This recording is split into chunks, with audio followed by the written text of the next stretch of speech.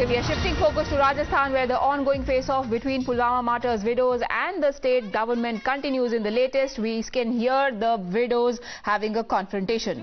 वो गिद्दड़ है, ये छुप के बैठा है, छुप का बैठा है। लेकिन सरकार शेर चलती है ना तो शेर ने शिकार करना पड़ता है। सरकार का ये कहना है कि यदि आप देवर को नौकरी कराओगे, आपके बच्चों की नौकरी है, आपकी नौकरी है। अरे उनसे क्या मतलब है? उनसे क्या मतलब है? हमारा पति की नौकरी किसी को भी दिलाए, उनसे क्या मतलब है? क्या मतलब है? लगातार आपको बार बार रोका जा रहा है मुख्यमंत्री से मिलने के लिए। मुख्यमंत्री असलमा का बेटा है ना, मैं एक ही बात कह रही हूँ ना, तो असलमा का बेटा है, असलमा का दूध पिया है, तो हमारे सामने आके देखो, हमारे 2 बयान सुन लिया है सामना की। मधुबाला जी क्या कह रहे हैं? हमें दूध लेकर इसका क्या मैसेज आप देना? हमने उसके द्वार पे दंडवत बैठक भी कर, तो अब तो शर्म आना चाहिए उसको। भाई वो दंडवत बैठक भी कर रही है, पुराने जमाने की रीति रिवाज होती है। उनको क्या पता? वो क्या समझता है इस रीति रिवाज को? नहीं, लोकतंत्र है, ठीक है, वो नहीं करती है। सरकार को आगे क्या धरना जारी रहेगा आपका? जब तक वो लिख के नहीं देगा हमारे को, जब तक धरना जारी रहेगा। ना हमसे 2 मिनट के लिए मिले वो। उनका ये कहना है कि जैसे मान लो 2 मूर्तियां पहले दे चुकी है, अब तीसरी ले रहे हैं, तो वो क्या हुआ? क्या 4 मूर्ति? मैं 4 मूर्ति लगी झालावाड़ जिले में, 4। मेरे एक मूर्त ओम जी बिरला जी ने प्रेम से लगाई है, बेन का नाता। उस मूर्त का मैं कोई ये नहीं मानती।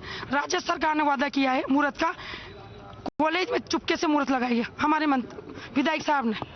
उस चुपके से मेरा पति 40,000 मन के में शहीद हो, चुपके से थोड़ी हुआ था। हमारे अंगुली जी की अंगुली करते हैं ना, उसी का दर्द होता है, वो क्या जाने क्या दुख होता है। अब बिल्कुल आप देख सकते हैं कि अरे यार आपको हट जाओ, एक फोटो तो लेने दो। अरे रुको Bhava joins us for more details on this. Bhava, what is the latest face-off about? देखिए, ये अभी वापस मुख्यमंत्री के उधर जाने की कोशिश की थी, उनको रोक दिया गया है। उस मामले को लेकर थोड़ी सी भगदड़ यहाँ पर मची थी, लेकिन फिलहाल जो वीरांगनाएं वो अड़ी हुई हैं कि जब तक मुख्यमंत्री नहीं मिलेंगे तब तक धरना स्थल से नहीं हटेंगे। और उन्होंने स्पष्ट कर दिया इस बात को कि जब तक मुख्यमंत्री से मुलाकात नहीं हो जाती, किसी भी बात पर कोई समझौता नहीं किया जाएगा। मैं यहाँ नहीं था, और अब थोड़ी देर पहले राजस्थान के मुख्यमंत्री ने फिर ट्वीट कर दिया और वीरांगनाओं के जले पे नमक छिड़क दिया।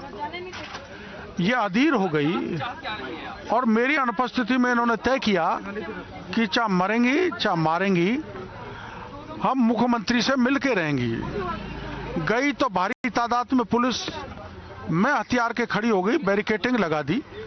मेरे को पता लगा तो मैं भागा गया। और हमारे राजस्थान में परंपरा है, हमारे राजस्थान में परंपरा है, कोई भी व्यक्ति अपने मुंह में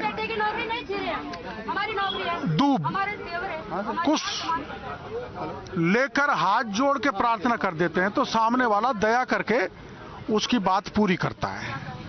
तो मुख्यमंत्री जी के सामने तीनों वीरांगनाएं अपने मुंह में दूब लेकर हाथ जोड़ के खड़ी हो गई और दूब लोके साष्टांग प्रणाम भी कर दिया। हे मुख्यमंत्री जी, हमारी सुनो।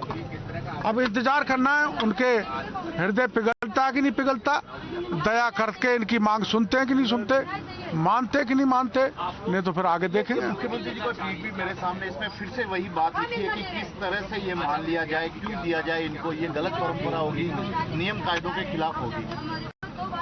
देखो, मुख्यमंत्री जी जो है फ्रस्ट्रेशन में आ गए हैं। मुख्यमंत्री जी को ये पता कर लेना चाहिए कि इससे पहले भी देवर को, भाई को, भतीजे को, काका को, सबको नौकरी दी हुई है।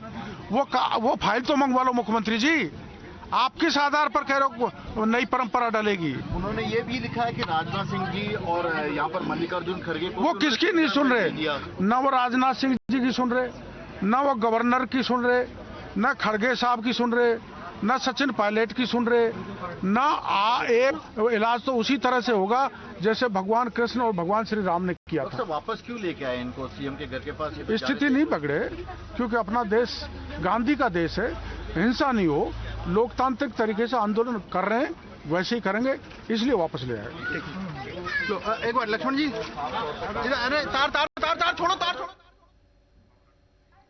Okay, Bhavar, if you could just help us understand, हमें जितना पता है क्रोनोलॉजी ये है कि इन्होंने प्रोटेस्ट किया, उसके बाद सचिन पायलट से मिलने की कोशिश की, सचिन पायलट ने चिट्ठी लिखी गहलोत को, उसके बाद रक्षा मंत्री ने भी बात की, उसके बाद कचारियावास एक बार सामने आए, मीडिया के सामने बोला मांगे मान ली हैं, उसके बाद गहलोत जी ने ऑफिशियल स्टेटमेंट पहली बार इशू किया, उसमें बोला कि हक तो इनके बेटों का बनता है, नौकरियां ये किसी और के लिए मांग रही हैं, हम ऐसा कैसे कर सकते हैं। फाइनली अब सुई कहां अटकी है? देखिए, मुख्यमंत्री ने पहले भी ये ट्वीट किया था और आज फिर ये ट्वीट किया है, जिसमें उन्होंने कहा कि हम नौकरी कैसे दे सकते हैं। तो कुल मिलाकर एक साफ इशारा है सरकार का कि जो मांगे हैं वीरांगनाओं की, उनको मांगने के लिए तैयार नहीं है। जबकि वीरांगनाओं का कहना है कि काऊ विजिलेंट को घर जाकर के जो कंपनसेशन दिया था, तो क्या हमें नहीं दिया जा सकता? और इसी मामले को लेकर वो वहां से निकली थी, सीएम हाउस के लिए निकल गई थी। उस समय राज्यसभा सांसद डॉक्टर किरोड़लाल मीणा वहां नहीं थे, और जैसे उन्हें पता लगा तो वो भी वहां पहुंचे हैं। और मैं आपको बता दूं कि पुलिस ने उनको रोकने की कोशिश की है, बैरिकेड लगा दिए हैं। फिलहाल मामला जो सिचुएशन है वो अंडर कंट्रोल है, लेकिन उनकी जिद है कि जब तक हमारी बात को नहीं मानेंगे और मुख्यमंत्री जब तक हमसे मुलाकात नहीं करेंगे, तब तक हम यहां से हटने वाले नहीं हैं। अच्छा, और have we heard anything on the lines of what is the problem? Why can't Chief Minister Gehlot take out some time to meet these Pulwama widows? देखिए, ये मुख्यमंत्री का अपना लुकआउट है कि वो मिल क्यों नहीं रहे हैं। जबकि अगर एक बार मिलकर वो बात करें तो शायद हो सकता है कि जो नियमों में भी दिक्कत आ रही है उस पर भी शिथिलता की बात जी सचिन पायलट ने भी अपने पत्र में कही थी, वो कर सकते हैं मुख्यमंत्री, क्योंकि मुख्यमंत्री का अपना एक वीटो पावर है, वो उसका इस्तेमाल कर सकते हैं। लेकिन फिलहाल मुख्यमंत्री क्यों नहीं मिल रहे हैं, ये देखने वाली बात है। और इसी बात पर ये वीरांगनाएं अड़ी हैं कि मुख्यमंत्री एक बार हमसे मिल लें, हमसे सुन लें हमारी बात। और उसको लेकर के पहले भी मुख्यमंत्री के आवास पर गई थी, जहां पर पुलिस ने उनके साथ मारपीट की, और जिसको लेकर वो कह रही हैं कि जिन्होंने मारपीट की है उन्हें भी सस्पेंड किया जाए। लेकिन फिलहाल चूंकि मुख्यमंत्री गृह मंत्री हैं और पुलिस उन्हीं के अंडर में आती है, लेकिन फिलहाल कोई कार्रवाई उनके खिलाफ नहीं की गई है। ऐसे में उनकी नाराजगी जो है लगातार बढ़ रही है। वीरांगनाएं अड़ी हुई हैं कि जब तक हमारी बात नहीं मानी जाएगी हम नहीं हटेंगे। Okay, Bhavar, हमारे साथ बने रहिए. I'm now joined by Rohit from the newsroom. He's got the latest letter that has been put out by Gehlot, where he is voicing his concerns, his reservations, what are stopping him from conceding to the demands that have been put forth by the Pulwama martyrs' widows. Rohit, it's over to you. Well, Priya, in fact, just now you were just asking what exactly is the problem to, why they are not able to meet the demands of these protesting widows. And I'll just read out what the Chief Minister Ashok Gehlot has put out here. He says, how can we justify giving the job to any other relative by trampling upon the rights of the children of the martyr? What will happen to the children of the martyr when they grow up? Is it appropriate to trample upon their rights? And this is in fact the letter also that he has put out. And if I can just read out some excerpts of that letter, it says, the wife of martyr Shri Hemraj Meena wants his third statue installed at a Chauraha, whereas two of his statues have already been installed. One in the campus of Government College Sangod and another in a park in his native village Vinod Kalan. Such a demand is not appropriate in view of the families of the other martyrs. So here he says that this demand is not appropriate in the view of the families of the other martyrs. He also says, wife of martyr Rohitash Lamba is demanding compassionate appointment of her husband's brother. If the job is given to the brother of the martyr of Sri Lamba, then in the future the family members and relatives of all the widows may exert inappropriate social and family pressure to give the job to other relatives while depriving the children of the martyr of their right to job. So these are some of the complaints really that is coming from Chief Minister Ashok Gehlot over why they can't meet the demands of the protesting widows. Right. Thank you, Rohit, for that detail. We've also got reaction coming in from those protesting widows. Let's listen in. Manju ji, आज मुख्यमंत्री आवास की तरफ आपने कूच करा, आपको रोक दिया गया, आपको लगता है कि ऐसा करना उचित रहेगा? क्योंकि आप वीरांगना है।